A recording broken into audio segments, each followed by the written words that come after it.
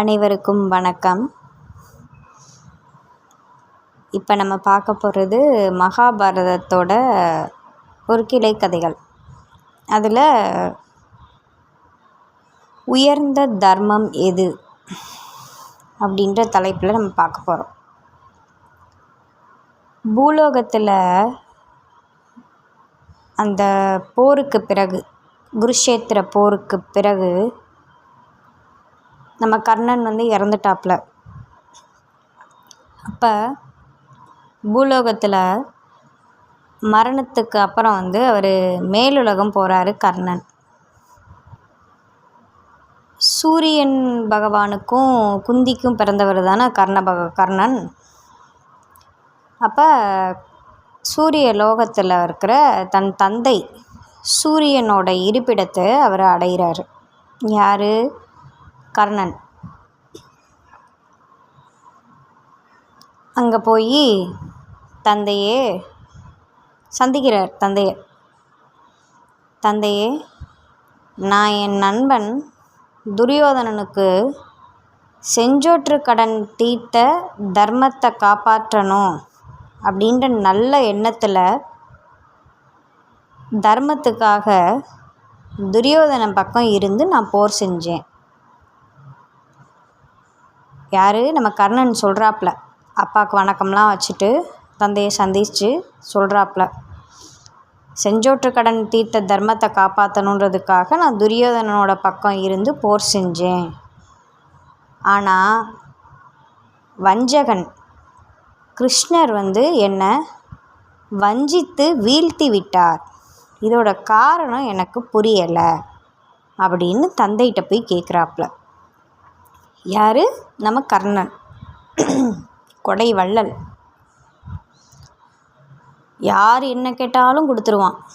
அப்படி ஒரு நல்லவன், இரக்க குணம் இருக்கிறவன், கொடையாளன் கர்ணன். அதுக்கு இப்படி அழுது புலம்புறாப்புல, எனக்கு இது புரியலையே, இதுக்குண்டான காரணம் தெரியலையே, நானும் தர்மத்தோட வழியில் தானே நின்னேன். என்னுடைய நண்பன் எனக்கு இட்ட அந்த செஞ்சோற்று கடன் தீர்க்கிறதுக்காக தானே நான் அவன் கூட போர் புரிஞ்சேன் சேர்ந்து. ஆனால் கிருஷ்ணன் என்னை இப்படி வஞ்சித்து வீழ்த்திட்டாரே, என்னப்பா இது அப்படின்னு அவங்க அப்பாட்ட போய் கேட்குறாப்புல. அதுக்கு அவங்க அப்பா சொல்கிறாப்புல, சூரிய பகவான் சொல்கிறாப்புல, கர்ணா, கிருஷ்ணரை வஞ்சகன்னு நீ சொல்லாத. என்ன சொல்கிறாரு? கர்ணா, கிருஷ்ணரை நீ வஞ்சகன்னு சொல்லாத. நீ ஒரு தவறு செஞ்சிட்ட. செஞ்சோற்று கடன் தீர்ப்பது சிறந்த தர்மம், நான் ஒத்துக்கிறேன், அதில் எந்த சந்தேகமும் இல்லை. ஆனால் கிருஷ்ணர் உயர்ந்த தர்மமாக விளங்குபவன்.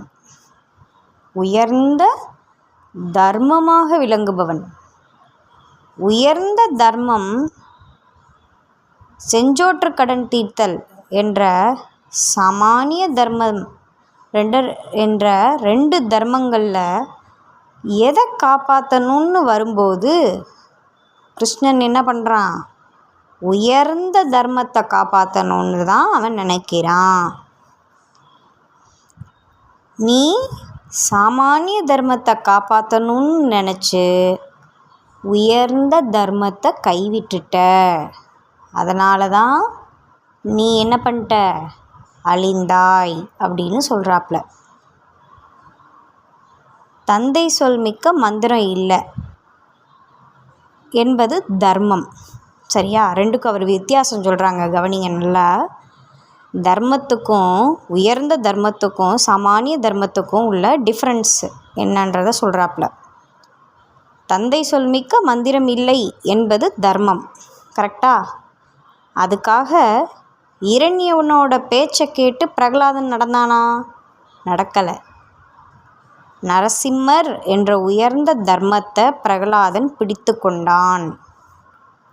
பிரகலாதனை இறைவன் காப்பாற்றினான்.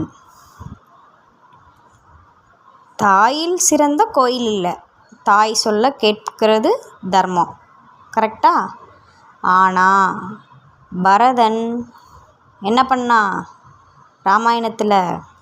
கைகேயின் ஆசைக்கு உடன்படலை. இதெல்லாம் ஒரு எடுத்துக்காட்டாக இந்த கதையில் சொல்கிறாங்க. சரிங்களா? ராமர் என்னும் உயர்ந்த தர்மத்தை தான் பரதன் பின்பற்றினான். விபீஷ்ணனும் தன் அண்ணன், ராமாயணத்தில் சொல்கிறாங்க, விபீஷ்ணன் அவர் அரக்கக்கூட்டத்தை சேர்ந்தவர் தான், ராவணனோட தம்பி தான். விபீஷ்ணன் தன் அண்ணன் ராவணனுக்கு நன்றி செய்யும் சாமானிய தர்மத்தை பின்பற்றலை. அதை விட்டுட்டு உயர்ந்த தர்மமான ராமனை பற்றினான். கர்ணா, சாமானிய தர்மங்களை நிச்சயம் பின்பற்றணும். ஆனால் உயர்ந்த தர்மத்தோடு அதற்கு முரண்பாடு ஏற்படும் சூழ்நிலையில் உயர்ந்த தர்மத்தையே என்ன பண்ணணும்? பிடித்து கொள்ளணும் அப்படின்னு சொல்கிறாப்புல. இது இந்த கதையில் ஒரு எடுத்துக்காட்டாக, அந்த கதை சொல்கிறவங்க இந்த ஆசிரியர் உங்களுக்கு ஒரு எடுத்துக்காட்டாக சொல்கிறாங்க. சரிங்களா?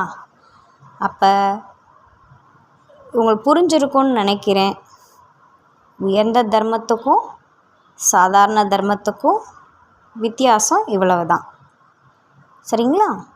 நம்ம கதை பிடிச்சிருந்துச்சுன்னா நம்ம சேனலை லைக் பண்ணுங்கள், ஷேர் பண்ணுங்கள், மறக்காமல் சப்ஸ்கிரைப் பண்ணுங்கள். தேங்க்யூ.